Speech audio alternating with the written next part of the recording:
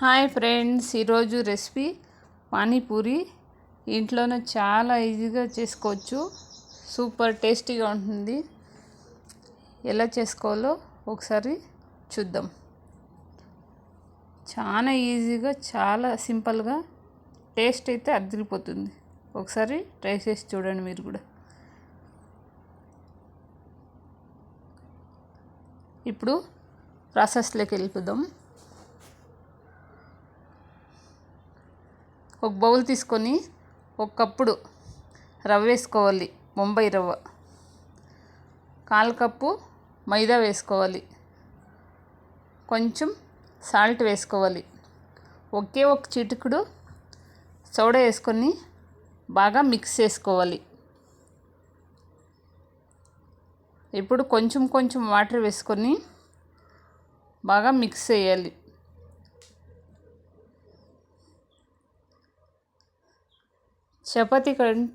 చపాతీ పిండి కంటే కొంచెం సాఫ్ట్గా కలపాలి. ఇది రవ్వ కదా, సాఫ్ట్గా కలిపినా కూడా రవ్వ నీళ్ళు పీల్చుకొనేస్తుంది. ఇప్పుడు ఇలా మెత్తగా ఉంది కదా, ఇలా ఉండాలి పిండి. ఇప్పుడు తడిగుడ్డేసి ఒక 1/2 అవర్ సైడ్కి పెడదాం. 1/2 అవర్ తర్వాత ఇలా పిండి ఇప్పుడు కొంచెం గట్టిపడింది. రవ్వ బాగా వాటర్ ఈడ్చుకొనేసింది. ఇప్పుడు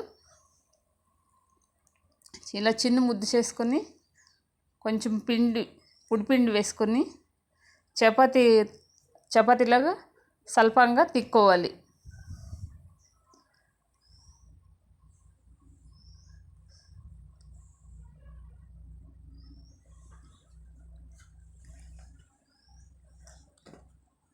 కొంచెం మందంగా తిక్కామంటే కొంచెం అది ఉడికేది కొంచెం గట్టిగా ఉంటుంది. దానికే స్వల్పంగా తిక్కోవాలి.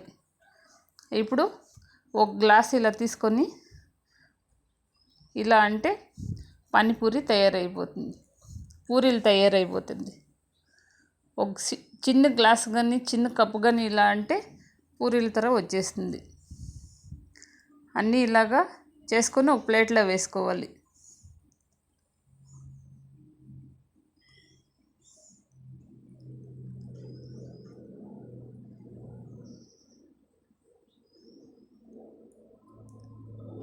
అన్నీ చేసుకొని ఇలా క్లాత్ మూసుకోవాలి, లేదంటే పొంగేలేదు పూరి. ఇప్పుడు మందం కడాయి పెట్టుకొని ఆయిల్ వేసుకొని ఆయిల్ బాగా హీట్ అయ్యాక పూరి మీద ఇలా ప్రెస్ చేస్తేనే గరిటెతో ఇలా పూరి పొంగుతుంది, లేదంటే పూరీలు పొంగేలేదు. గ్యాస్ మీడియం టు లో పెట్టుకొని ఇలా ఎన్ని వీలైతే అన్ని 4-5 వేసుకొని ఇలా అన్ని పూరీలు ఇలా ఫ్రై చేసుకోవాలి. 2 సైడ్లు బాగా గోల్డెన్ బ్రౌన్ రావాలి.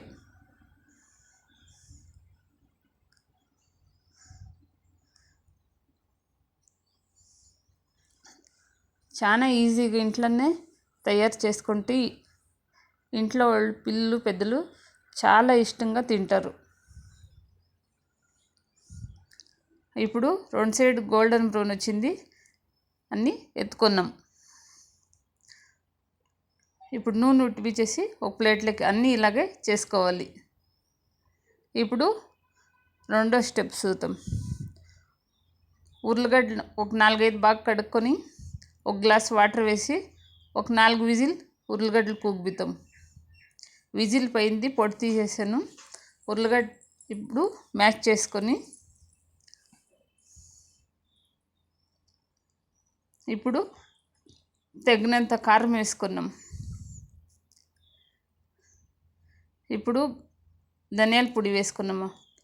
చాట్ మసాలా వేసుకొని ఉప్పు రుచికి సరిపడా వేసుకొని చిన్నగా ఇలా కట్ చేసుకుని ఆనియన్ వేసుకొని బాగా మిక్స్ చేసుకోవాలి. కొత్తిమీర వేసుకొని ఇలా మిక్స్ చేసుకోవాలి. ఉర్లగడ్డ మసాలా తయారైపోయింది. ఇప్పుడు మూడో స్టెప్ చూద్దాం. ఒక మిక్సీ జార్ తీసుకొని ఒక గుప్పుడు కొత్తిమీర, ఒక గుప్పుడు పుదీనా, 3 పచ్చిమిరపకాయలు, ఒక ఇంచు అల్లం, ఒక నింబద్ద వేసుకొని కొంచెం వాటర్ వేసుకొని ఇలా నుండుగా పేస్ట్ చేసుకోవాలి. ఇప్పుడు ఒక బౌల్లోకి వేసుకున్నాం. మిక్సీ జార్ కడుక్కొని వాటర్ వేసుకున్నాం. ఇప్పుడు గరం మసాలా, ధనియాల పొడి, కారం, ఉప్పు వేసుకొని చింతపండు ఒక నిమ్మకాయ సైజ్ చింతపండు రసం వేసుకొని ఒక 1/2 లీటర్ వాటర్ వేసుకొని బాగా మిక్స్ చేసుకోవాలి.